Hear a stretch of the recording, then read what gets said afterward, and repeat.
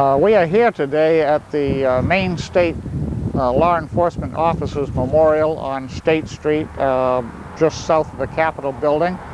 And we're going to try to explain and put onto the record some of the problems that have been found here since we've been called in, and that is Jerry Hannebury Incorporated. I'm Jerry Hannebury, and we have been asked by the Law Enforcement Memorial Committee to look at these problems and define them and in effect make a record of what the problems are, and in the next few days we will start to try to remedy some of the problems.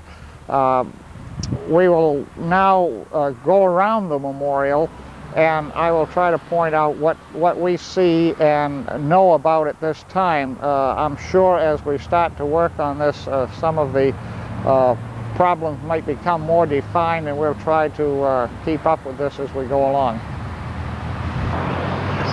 First, we're going to take a look at the Maine Memorial, and we are going to try to focus on some of the things we see here that have and is causing a problem and will become even a bigger problem in the future, such as the unjointed portion of the granite between the die that supports the bronze sculpture and the base.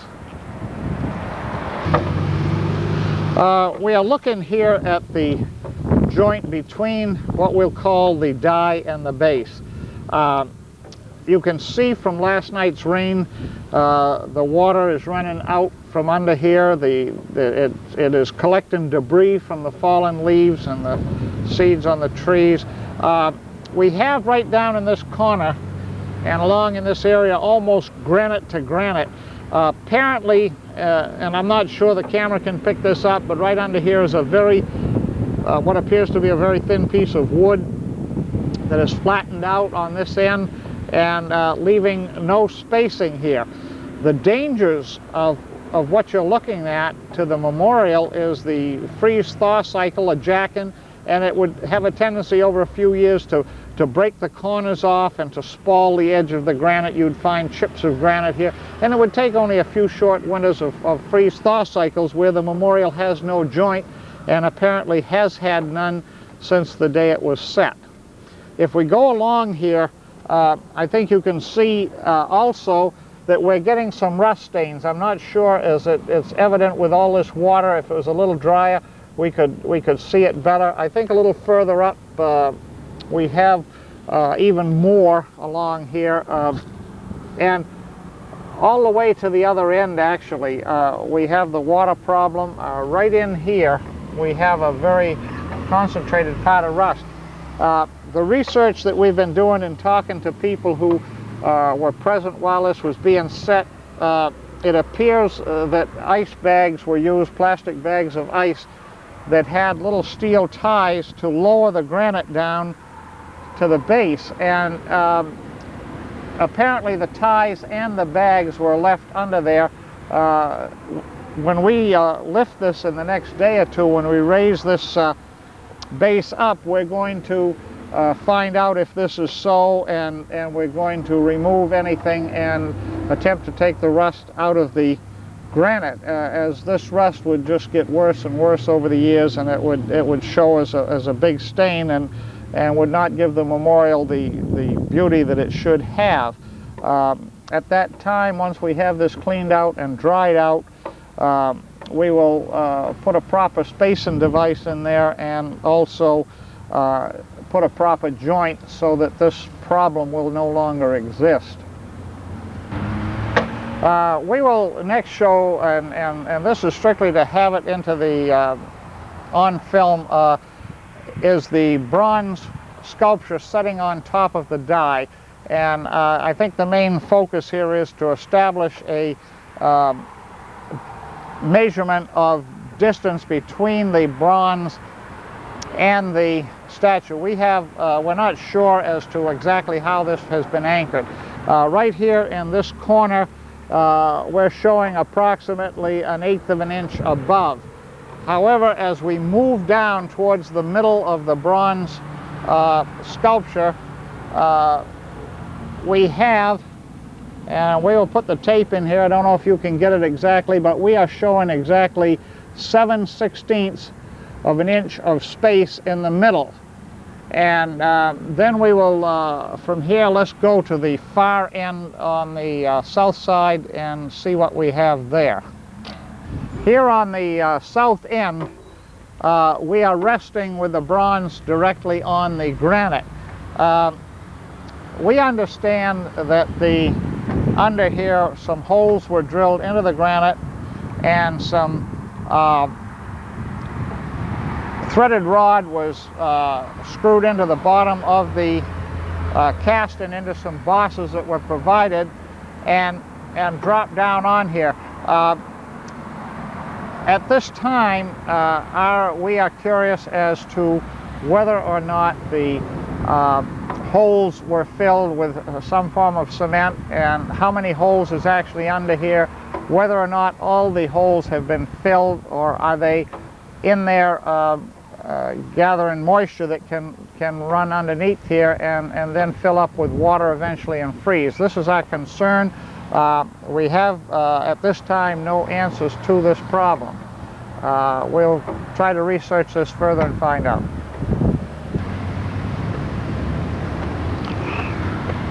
As you can see, we are now looking at the tablets of the memorial that bear the names of the officers who are being memorialized here.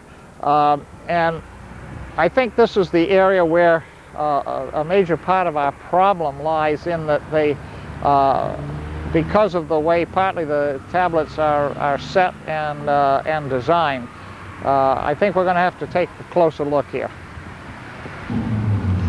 We're down here on the south end at the base of the tablet, and I want to take a look at this joint right here. We're going to, from the information that I've gathered, this work that we're looking at here, this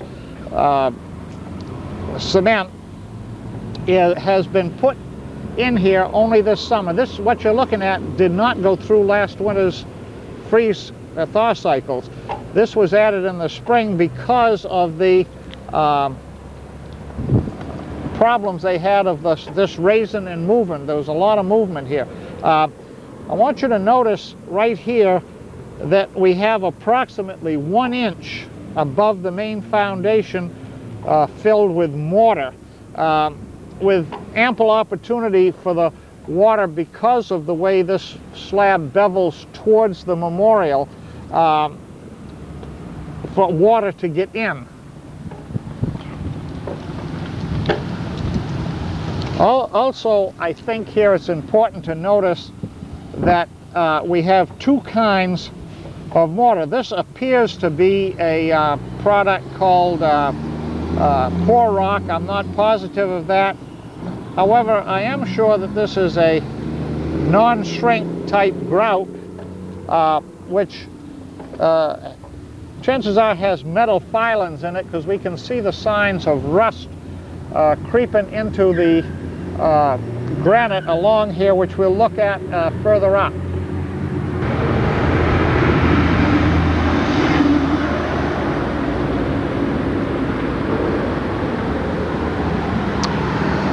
Now a little further up on between the two tablets here, we're going to take a look at some of the rust, I hope, and some of the way this has been put together. If you look down here, I think you can see the rust creeping up here. Maybe this will work a little bit. Creeping up here, it's come up this high.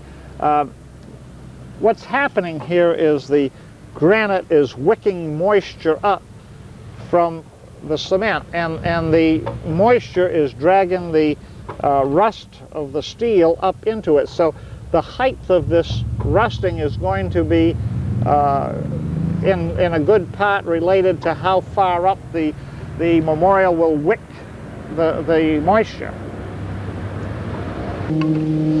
What we're looking at here is probably some of the mortar. It almost looks like a form of anchoring epoxy or mortar, and that has been placed in the joint here. Most of it is falling out. I'm not sure you can tell, but right up in about at this level, there's a pin jointed between the stone. We have actually moved the pin around with a saw by putting a saw blade between there. There appears to be no anchoring material where the pins are located in here, these metal dowels. And this can cause a problem in the future of, here again, water getting into these holes, freezing and expanding, and as a point, the dowels would be relatively ineffective in their being loose as they are to stabilize this memorial. I'm not sure what the thinking was in this kind of an arrangement. As you can see along the entire length of these tablets, all four of them, you can see the masonry either lifted, and in this case it appears the masonry is holding still this beveled piece of cement, and the foundation is settling away from it. And I think we can show you a little bit of what's causing some of these problems. The point of interest here, I think, is the fact that we are going to show you that how the water is arriving at the base of the tablets. And as we look here at the level, you can see that the concrete pitches in towards the tablets, and this is the case basically all along here. This is typical of approximately the pitch. It also pitches towards the center. What's happening is we're forcing all the water under the tablets, and this is contributing to the amount of movement in the tablets, especially when we hit the freeze-thaw cycles. This is going to have a tendency to move these tablets to extremes. As a continuation of what we just looked at of the water in the front sloping to it, we have basically the same problem here in the back of the memorial. We have the landscaping, so everything pitches down towards the back of the memorial, allowing the water to run and gather around there. Basically the engineering of the landscaping of the site is detrimental to the memorial.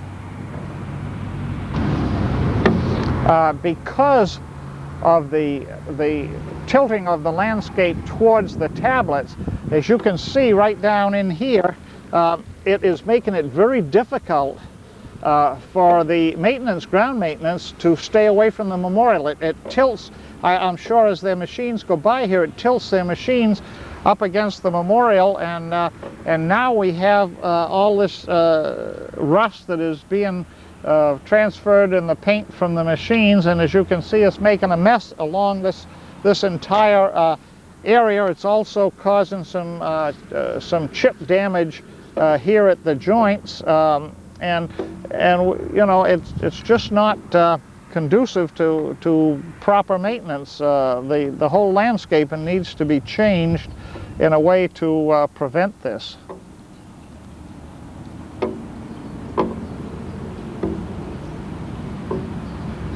Next segment, we're going to deal with the multiple finishes on the backs of these tablets, and I think that this is best illustrated right here by the fact that we have one grade of finish here on this tablet and a totally different grade of finish. This is very near to a polished finish without quite bringing out the polish. Over here we have a surface that has been sawed this way. As you can see, the saw marks, the ridges that are left by a saw, and then they started to grind them out, and they didn't grind enough to get these all the way out, so we have these white streaks. And here you can see the scratches of the abrasive where they have been doing the grinding and never really finished it. I hope those show up in the camera for us.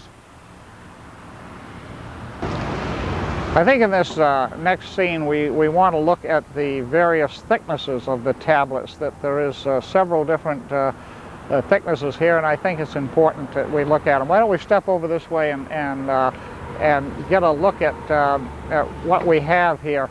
I think if you will look up at this tablet, this is the southernmost tablet, the second one to it, you can begin to see how much thicker this tablet is. These are approximately even on the front. If anything, the thicker one is even protruding a little bit in the front. However, we have this thickness. So in the resetting process of these tablets, it is going to be possible to line them up pretty much on the front, but they will not be able to be lined up here in the back because they are all of different thicknesses. Here we're going to deal basically with the cement platform around the memorial and leading over here up to the steps. Let's start with the step area right here. I think this illustrates basically that we've had a settling of the concrete since it was poured apparently a little over a year ago. This causes the potential for hazard here of somebody walking up, stubbing their toe and falling over the steps. So obviously this cannot be left this way, and I think as we look at this, you'll see that this needs the study of an engineer who can properly determine whether or not we're going to have settling in the future, and maybe it's soil compaction, I'm not sure, but I think we've got to deal with this problem. Let's move over and check on some of the cracks that we see in the cement here. Right here we have one of the expansion cracks in the masonry. As you can see, it goes right from the edge clear to the memorial. It was designed apparently with no natural dividers in it to take care of the expansion. It was all poured in one pour.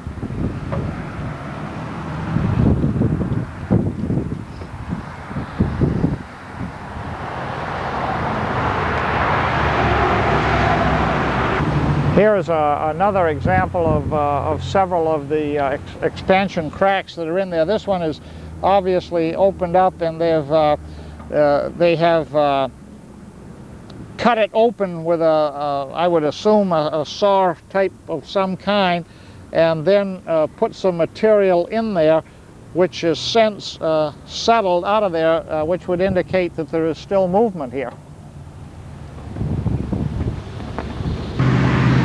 Here's another crack along in front of the tablets that has been worked on, I would say recently, by putting some form of patch and cement in there after having cut the crack open with a saw blade.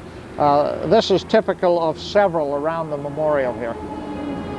I think this one here is important only that it shows that even though this was only done a few months ago, it's already moved away from its original filling. It's been filled and then moved away again recently.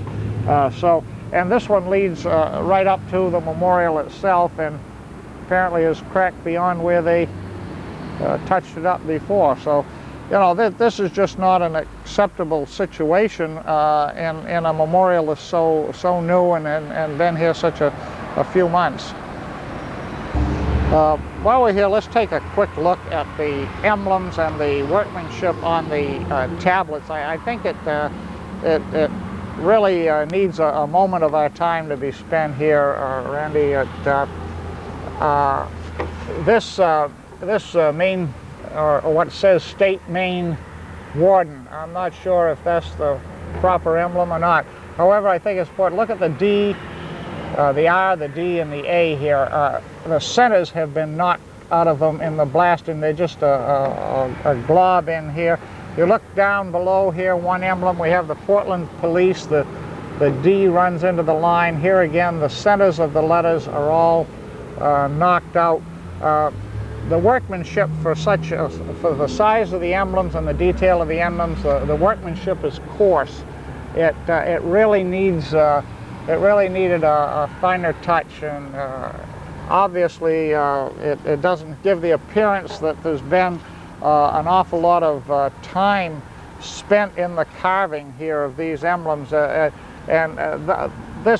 these are not exceptions to those emblems on there. I think if you was to pan every emblem on here, you can see the same detail is not there. Augusta here is pretty bad state of, and you know, here's the deputy sheriff badge in Washington.